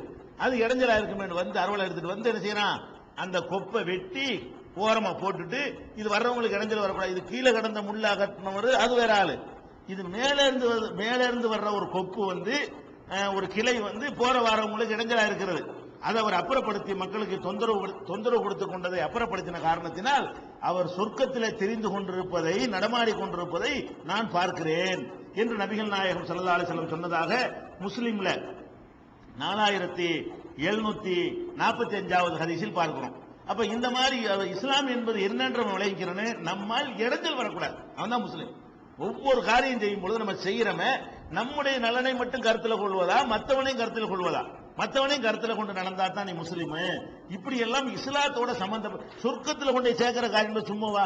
இது எவ்வளவு பெரிய கிரேடு இஸ்லாம் கொடுத்திருக்குது. இந்த மாதிரி ஒரு கள்ளத்துக்கு ஓரமாத்திக்கு போட்டு போனீங்கன்னா அது உன்னை சொர்க்கத்தில் கொண்டு சேர்த்துறேன். எதுக்காக நீ போடணும்? அதையும் ரசூல் ஸல்லல்லாஹு அலைஹி வஸல்லம் வந்து நமக்கு விளக்குறாங்க. என்ன நோக்கத்தில் பண்ணணுமா, இதனால் எனக்கு கூலி கிடைக்கும், அல்லாஹ்விடத்தில் எனக்கு பரிசு உண்டு அப்படிங்கிற எண்ணத்தில் நீ செஞ்சேன்னு சொன்னா அதுக்கு கூலி கிடைக்கும் என்றெல்லாம் சொல்றாங்க. நபிகள் நாயகம் ஸல்லல்லாஹு அலைஹி வஸல்லம் இன்னும் சொல்றாங்க, இது இஸ்லாத்தோட எப்படி தொடர்புபடுத்துறாங்கன்னு பாருங்க. இன்னல்லாஹ் கலக்கக்குள்ள இன்சானின் மின் பனி ஆதம், ஆதமிடமிருந்து தான் எல்லா மனுஷனையும் எல்லாம் படைச்சிருக்கிறான். நம்ம எல்லாரையும் எல்லாம் படைச்சது ஆதமிடமிருந்து தான் படைத்திருக்கிறான். நமக்கு என்ன இருக்குதுன்னு கேட்டா, அலா சித்தீன வ தலாசமேத்தி மப்சலின், நமக்கு வந்து உடம்புல வந்து 360 மூட்டுக்களை எல்லாம் படைத்திருக்கிறான். மூட்டு தான் விளங்குது உங்களுக்கு. நமக்கு வந்து உடம்புல வந்து 360 மூட்டுக்களை எல்லாம் படைத்திருக்கிறான். இந்த மூட்டு தான் விளங்குது உங்களுக்கு. இந்த இவருக்கு இது வந்து நீட்டமா இருந்துச்சுன்னு வைங்க, வாழை எலும்பு உலகத்துல இப்படிலாம் மடங்கினா தான் வாழை எலும்பு விளங்குதா. இப்படியே இருந்துச்சுன்னு வைங்க, இந்த மூட்டு மடங்காம இப்படி மடங்கணும், அப்புறம் இப்படி மடங்கணும், இப்படி மடங்கணும், மொத்தமா மடங்கணும், இப்படி மடங்கணும், இதெல்லாம் இப்படி மடங்கணும், இப்படி விரியணும், இப்படிலாம் இருந்தா தான் சரியா வரும். இந்த இடத்துல இந்த மூட்டு இல்லாம ஒரு மரக்குச்சி மாதிரி, மரக்கட்டை மாதிரி, ஒரு ஆணி மாதிரி எல்லாம் வச்சிருந்தான்னு வைங்க, 5 விரலையும் என்னத்துக்கு ஆகும்? இப்படி வச்சுக்கிட்டே இருக்க வேண்டியதான். என்ன மிஷின்ல கை செஞ்சா கூட இப்படிலாம் இருக்கான்னு பார்த்து செய்யலாம். மிஷின்ல கை செஞ்சா கூட என்ன செய்யணும்? அதுல மூவ்மெண்ட் வளையணும்னு பாக்குறேன். அப்பதான் பிடிக்க முடியும். பிடிக்க, எடுக்க, வாங்க எல்லாத்துக்கும் என்ன வேணும்? இது வேணும். இது மட்டும் மடங்கி இது மடங்காம இருந்தா எப்படி இருந்தா? இப்படி மடங்கணும்ல. இப்படி வந்து எடுத்து பாத்தீங்கன்னா மொத்தம் எவ்வளவு இருக்குதான்? ஆங்காங்கே மூவ்மெண்ட் வந்து ரசூல் ஸல்லல்லாஹு அலைஹி வஸல்லம் சொல்றாங்க 360 மூட்டுகள் உனக்கு. இது பெரிய பாக்கியம். மூட்டு மட்டும் இல்லாம அல்ல அப்படி படைச்சிருந்தான்னு வைங்க, செத்தோம். நம்ம ஒரு வாழ்க்கையே ஒன்று அர்த்தமே இருக்காது. அந்த மூட்டுலாம் இருக்கனால தான் குனிகிறோம், நிமிர்றோம், வளைகிறோம், இப்படிங்கிறோம், அப்படிங்கிறோம், ஜிம்னாஸ்டிக் பண்றான. அவனை போய் பார்த்தா மூட்டு எவ்வளவு இருக்குன்னு தெரிஞ்சு போயிடும். நம்ம கம்மியான மூட்டு தான் யூஸ் பண்றோம். நம்ம யூஸ் பண்றது எவ்வளவு? நம்ம அந்த வளைக்கிறது ரொம்ப குறைவா யூஸ் பண்றோம். இந்த ஜிம்னாஸ்டிக்கை பார்த்தா ஓ இப்படி எல்லாம் இங்கெல்லாம் வளைய முடியுமா, இப்படி இங்கே இல்லாம மூட்டு இருக்குதுங்கிற அந்த 360 எழுதிட்டு வந்துடலாம். அந்த அளவுக்கு அல்ல என்ன செஞ்சிருக்கிறான்? நிறைய நமக்கு வந்து மூட்டுகளை படைத்திருக்கிறான். 360 படைச்சிருக்கிறான். ரசூல் ஸல்லல்லாஹு அலைஹி வஸல்லம் சொல்றாங்க, இந்த 360 படைச்சிருக்கான்ல, டெய்லி நீ 360 நல்ல காரியம் செய்யணும். ரசூல் ஸல்லல்லாஹு அலைஹி செய்றாங்க, தினசரி உனக்கு இதுக்கு நன்றி செலுத்தணுமா இல்லையா? இதுக்கு ஒண்ணு செய்யி, இதுக்கு நன்றி செலுத்தணும்ல. இது 1,00,000 தடவை மடக்கிறீல, ஒரு நன்மை செய்ய வேண்டிய. இது 1000 தடவை மடக்கிறீல, இதுக்கு ஒரு நன்மை செய்யி. இதை 100 தடவை மடக்கிறீல, 100 வேணாம், இதுக்கு ஒண்ணு செய்யி அப்படின்னு சொல்லி கணக்கு பண்ணா நீ ஒரு 360 செய்யணுமா இல்லையா? ரசூல் ஸல்லல்லாஹு அலைஹி வஸல்லம் சொல்றாங்க, ஃபமன் கப்பர, யார் அல்லாஹ் அக்பர்னு சொல்லுகிறானோ, ஃபமன் கப்பர் அல்லாஹ், யார் அல்லாஹ் அக்பர் சொல்லுகிறானோ, ஓ ஹமீதல்லாஹ, அல்லாஹ் புகழ்றானோ, அல்ஹம்துலில்லாஹ் சொல்லுகிறானோ, ஓ ஹல்லல்லாஹ, லா இலாஹ இல்லல்லாஹ் சொல்லுகிறானோ, ஓ சப்பஹல்லாஹ, சுப்ஹானல்லாஹ் சொல்லுகிறானோ, வஸ்தக்ஃபிருல்லாஹ, அஸ்தக்ஃபிருல்லாஹ் அல்லாஹ்ட்ட பாவ மன்னிப்பு தேடுகிறானோ, இப்படி சொல்லிட்டு வரும்போது பாருங்க, அஸல ஹஜரன் அன் தரீகின் நாஸ், மக்கள் நடமாடுகிற இடத்தில் உள்ள ஒரு கல்லை தூக்கி வெளியே போடுகிறானோ. பாருங்க எந்த லிஸ்ட்ல வருதுன்னு பாருங்க. சுப்ஹானல்லாஹ் சொன்னா அது ஒரு மூட்டுக்கு கணக்கு நேர், அல்ஹம்துலில்லாஹ் அது நேரு, அல்லாஹ் அக்பர் அது நேரு, லா இலாஹ இல்லல்லாஹ் இதுக்கு நேரு, அப்படி சொல்லி நிறைய செய்யணும். அப்படி செய்யற காரியத்தினுடைய பட்டியல்ல சுப்ஹானல்லாஹ்வோட அல்ஹம்துலில்லாஹ்வோட எதுவும் சேருதுன்னு கேட்டீங்கன்னா, அஸல ஹஜரன் அன் தரீகின் நாஸ், மக்கள் நடமாடுகிற பாதையிலிருந்து ஒரு கல்லை அப்புறப்படுத்தி போடுவானேயானால், அவ் சௌகத்தன் அல்லது முல்லை அப்புறப்படுத்தி போடுவானேயானால், அவ் அலுமன் அன் தரீகின் நாஸ், மக்கள் நடமாடுகிற பாதையில் கிடக்கிற ஒரு எலும்பை ஓரமாக போடுவானேயானால், அமர பில் மஅரூஃப் நன்மையான காரியத்தை எடுத்து சொல்வானேயானால், அவ் நஹா அன் முன்கர் தீமையான காரியத்திலும் தடுப்பானேயானால், எந்த கணக்குக்கு? அதத தில்க சித்தீன வ ஸலாத்மியா, அந்த 360 நம்பருக்கு கணக்கு பண்ணி 360 இருக்குல்ல, டெய்லி 360 பண்ணிக்க. அதுதான் சுப்ஹானல்லாஹ் 33, அல்ஹம்துலில்லாஹ் 33 மார்க்கம் சொல்றதுக்கு என்ன? அதுல 33 தடவை சொன்னா 33 கணக்கு நேராகி போயிடும். இப்படியே பண்ணிட்டு அவ்வளவு டேலி ஆகாது. மீதிக்கு என்ன பண்ணிக்க? இந்த மாதிரி கொஞ்சம் பண்ணிக்க. 4 தடவை கல் எடுத்து போட்டீங்கன்னா 4 கணக்கு நேராயிடுச்சு. ஒரு 5 முள் எடுத்து போட்டு 5 நேராகி போச்சு. இப்படியான காரியங்களை 4 நல்ல நன்மையான காரியத்தை ஏவுன, தீமையான காரியத்தை தடுத்த, இப்படிலாம் செஞ்சா ஃபஇன்னஹு யௌமைதின் ஃபஇன்னஹு யம்ஷி யௌமைதின் வகத் ஸுஹ்ஸிக நஃப்ஸுஹு அனின் நார், அவன் அன்றைக்கு நடமாடுவான். எப்படி நடமாடுவான் என்றால், நரகத்தில் இருந்து அப்புறப்படுத்தப்பட்டவனாக நடமாடுவான். நம்ம நரகத்திலிருந்து அப்புறப்படுத்தப்பட்ட நிலையில நடமாட விரும்பினால் என்ன செய்யணும்? கல்லு, முள்ளு, மராங்கோத்து இதெல்லாம் தூக்கி அப்புறப்படுத்தி வைக்கணும். மக்களுக்கு இடைஞ்சல் சொல்ற பார்த்துட்டே போகணும். ரோட்ல போகும்போது கண்ண மூடி நம்ம மேலே பார்த்துட்டு போக கூடாது. என்ன கிடக்குது, ஏது கிடக்குது, இடைஞ்சல் பண்ணக்கூடாது. இந்த முள்ளு கிடந்தா சைக்கிள் பஞ்சர் ஆக்கிறேன், எத்தனை சைக்கிள்ல வருவான். பஞ்சர் ஆக்கிறதுக்கு சில பேர் இருக்காங்க. திண்டிவனம் பக்கம் போயிட்டீங்கன்னு சொன்னா, திண்டிவனம் பக்கம் போனா அங்க வரிசையா பஞ்சர் கடையா வச்சிருப்பாங்க நிறைய. ஏன்டா இந்த இடத்துல மட்டும் பஞ்சர் கடை ரொம்ப வச்சிருக்கான்னு பாத்தீங்கன்னா, அதுக்கு முன்னாடி என்ன பண்ணிடுவாங்கன்னா, அங்கன கூட ஆணி போட்டு விட்டுருவாங்க நிறைய. அங்கனதான் பஞ்சர் ஆகும் நிறைய, கரெக்டா சொல்லி வச்ச மாதிரி. அப்ப அவங்களுக்கு தெரியுமா போட்டவனுக்கு இருக்குமா இல்லையா? இந்த இடத்துல மட்டும் ஒரு 100 பஞ்சர் கடை இருக்கா என்னடான்னு பார்த்தா, அவனும் அதை பண்றாங்க. முள்ள போட்டு வச்சு, ஆணியை போட்டு வச்சு கரெக்டா அந்த இடத்துல பஞ்சர் ஆகுமா? ஒரு 100 வாகனம் போட்டா 3 வாகனம் அடிபட்டு போயிடும்ல, 3 வாகனம் அது ஏறிடும் கண்டிப்பா. அப்ப வந்துருவான், தள்ளிட்டு வந்துருவான். உடனே வந்து அவ்வளவு வேலை வாய்ப்பு இருந்துட்டே இருக்கு பாருங்க. குறிப்பிட்ட இடத்துல 100 பேருக்கு வேலை வாய்ப்பு. இதெல்லாம் என்னது? இதெல்லாம் மனுஷன் செய்யற வேலையா? இது ஒரு பொழப்பா? இது நாயை விட கேவலமான பொழைப்பு. இது ஒரு பொழைப்புன்னு சொல்ல முடியுமா? நம்ம முள்ளு கிடந்து அப்புறப்படுத்துன்னு சொல்லக்கூடிய ஒரு நிலையில முள்ளு தூக்கி போட்டு பொழைப்பு நடத்தினாங்கடா, அது மாதிரிலாம் இருக்கிறது. அப்ப இந்த மாதிரி இது முஸ்லீம்ல 6675வது ஹதீஸாக இதை பார்க்கிறோம். எதுக்கு நான் இதெல்லாம் தனித்து விளங்குதா இல்லையா? உங்களுக்கு தெரியுதா இல்லையா? இதுல எல்லாம் கவனிச்சு இதெல்லாம் தீங்கு, இதெல்லாம் மார்க்கம், இதெல்லாம் உனக்கு வந்து மறுமையில வெற்றி தர சொர்க்கத்தில் கொண்டு சேர்க்கக்கூடியது அப்படிங்கிற அளவுக்கு இருக்கிறது. எந்த அளவுக்கு சொல்றாங்கன்னு கேட்டா, நம்ம வீட்டுக்கு தெருக்கு பாதை வைக்கிறோம்ல, தெருன்னு வைக்கிறோம்லங்க. தெருன்னா என்ன? சில நம்ம முஸ்லீம் வீடுகள் ரொம்ப மோசம். நம்ம தான் உலகத்துக்கே நாகரீகத்தை கற்றுக் கொடுக்குறோம். ஆனா நம்ம தெருக்களை பாத்தீங்கன்னா என்ன முடியாது, சைக்கிள் தான் போக முடியும். இப்படி வச்சிருப்பாங்க வழங்குதா. ஏற்கனவே பெருசா தெரு அகலமா இருந்திருக்கேன். அப்படி கொஞ்சம் படியை முன்னாடி கொண்டு வருவான், அப்புறம் செவத்தை முன்னாடி கொண்டு வருவான், அப்புறம் மேல மட்டும் இப்படி நீட்டுவான், அதுக்கு தகுந்த மாதிரி கீழே இழுப்பான். கடைசியில் என்ன ஆயிரு, இவ்வளவு அகலமாக இருந்த தெருவு இப்படி ஆகி போயிடும். எங்கதான் இப்படி ஆகும்? நம்ம ஆளுக்கு இருக்கிற தெருக்கெல்லாம் இப்படி ஆகும். அதிகமா பாத்தீங்கன்னா தெருங்கிறது எதுக்கு உள்ளது? மக்களுக்கு இடைஞ்சல் இல்லாம சாதாரணமா ஒரு வண்டி, மாட்டு வண்டி, ஒரு காரு இதெல்லாம் போற அளவுக்கு இருக்கணுமா இல்லையா? இந்த மாதிரி இல்லாமல் உங்க தெருவையே அமைக்காதீங்கன்னு சொல்ற மார்க்கம். மார்க்கத்தில் எந்த மார்க்கத்திலேயே இது சட்டம் இருக்கான்னு கேட்டு பாருங்க. எந்த மார்க்கத்திலும் சட்டம் கிடையாது. நபிகள் நாயகம் ஸல்லல்லாஹு அலைஹி வஸல்லம் சொன்னாங்கன்னு கேட்டா, தெருண்டா 7 முழம் இருக்கணும். குறைஞ்சது 7 தான் இருக்கணும், இல்ல 70 கூட இருக்கலாம். குறைச்சி எவ்வளவு இருக்கணும்? 7 முழம் இருக்கணும். 7 முழம் வச்சுதான் தெரு விடணும். இந்த படி இந்த செவத்துக்கு இந்த செவத்துக்கு என்ன 7 முழம் எத்தனை அடி வரும்? 10 அடியா 12 அடி வருமா? 10-12 அடி வரும். 10-12 அடிங்கிறது ஓரளவுக்கு வாகனம் போக முடியும்ல, தாராளமா இருக்குமா இல்லையா? அப்ப அந்த மாதிரியான அளவு அந்த காலத்துல இந்த லாரி கனரக வாகனங்கள்லாம் இல்லாம ஒட்டகத்துல தான் போறதுங்கிற ஒரு காலத்துல மாட்டு வண்டி கூட அங்க ஓட்ட முடியாது அந்த அரபு நாட்டுல. அப்படிப்பட்ட ஒரு உலகத்துல நபிகள் அந்த காலத்துல சொல்றாங்க, இது கியாமத் நாள் வரைக்கும் உள்ள மார்க்கம். அவங்களுக்கு மட்டும் 1.5 அடின்னு சொல்லிட்டு போயிட்டாங்கன்னு வைங்க. இப்ப என்ன ஆயிரும்? எல்லாம் 1.5 அடிக்கு போட்டா இப்படி வண்டியில போறது. அப்ப இது அல்லாஹ்வுடைய மார்க்கமா இருக்கிறதுனால நீ இன்னைக்கு ஒட்டகத்துல போவ, நாளைக்கு கார்லாம் கண்டுபிடிப்பான்ல, அந்த கார்லாம் உள்ள நுழையணுமா இல்லையா? லாரி எல்லாம் போயிடலாம். 10 அடி தான் செய்யலாம், ஒரு லாரியே போகலாம் குறைஞ்சது. அப்ப இந்த தெருவுடைய அளவு கூட நீங்க என்ன இடைஞ்சல் பண்ணாம, அது ரசூல் ஸல்லல்லாஹு அலைஹி வஸல்லம் சொல்றாங்க, இதா தஷாஜரு தரிக்கு பாதை விஷயத்துல பிரச்சனை வந்து விடுமையானால் சபாத் பி சபாத்தி அதுரையின் 7 முழங்கள் இருக்க வேண்டும் என்று நபிகள் நாயகம் ஸல்லல்லாஹு அலைஹி வஸல்லம் உத்தரவிட்டு இருக்கிறாங்க. எவ்வளவு பாதைன்னு சண்டை வந்துருச்சா? சண்டை வந்தா ஒரு பிரச்சனையும் கிடையாது. 7 முழம் தள்ளு, இங்கிட்டு 2 அடி நீங்க போடா, இங்கிட்டு 2 அடி போடான்னு விவகாரம் வந்து என்ன செய்யணும்? பாதை விஷயத்துல பஞ்சாயத்து வந்தால் அரசாங்கம் என்ன தீர்ப்பளிக்கணும்? 7 முழம் மஸ்ட் இருக்க வேண்டும். கூட விட்டா விட்டுட்டு போ. இப்படி நெருக்கி வந்துட்டாங்க. இதனால நோய்க்கெல்லாம் தானே காரணம்.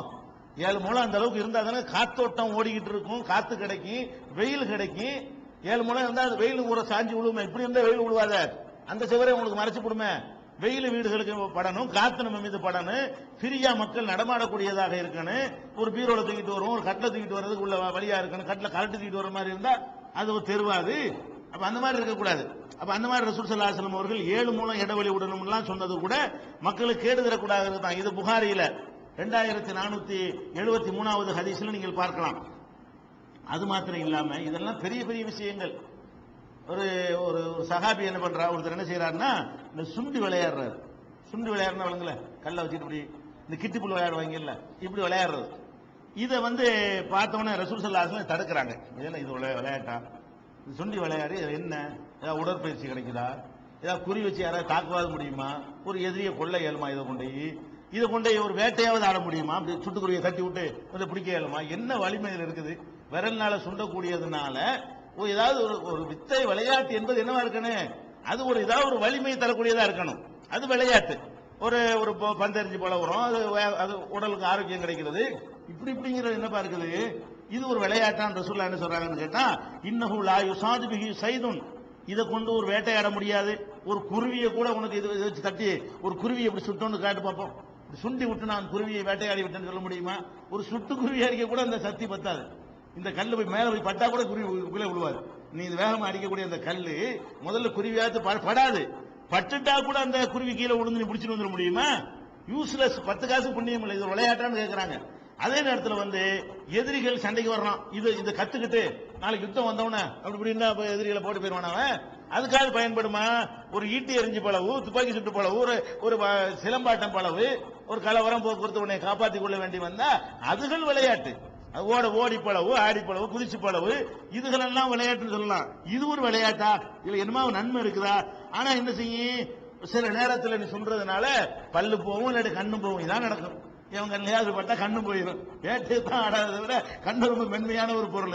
அதுல பட்டா என்ன வேறு கண்ணுக்கு டேமேஜ் ஆயிரும். இது மாதிரிலாம் பண்ணக்கூடாதுப்பா அப்படின்னு சொல்லி எதுக்கு இது சொல்றாங்க?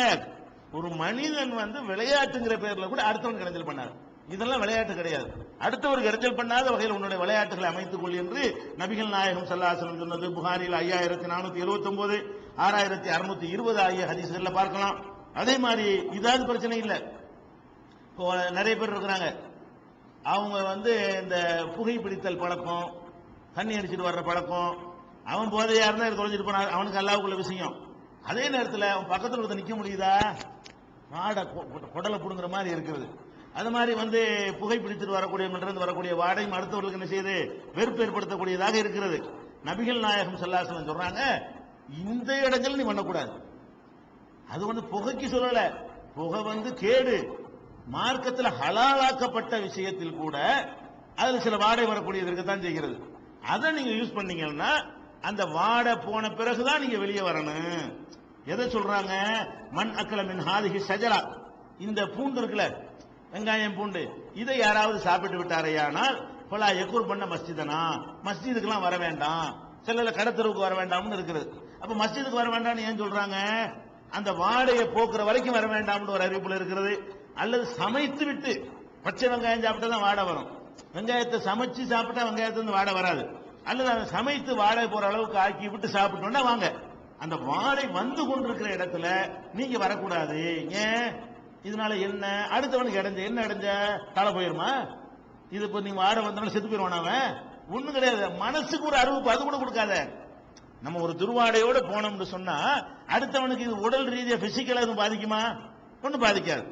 அவனுக்கு மனசு கொஞ்சம் என்னடா நிக்கிறான், அந்த சங்கடம் கூட உன்னால வேணாம். ஒரு முஸ்லீம்னால உன்னிடமிருந்து வருகிற வாடை அவனுக்கு வெறுப்பு ஏற்படுத்தக்கூடாது. அது ஹலாலான விஷயத்துல. வெங்காயம் என்ன ஹராமா?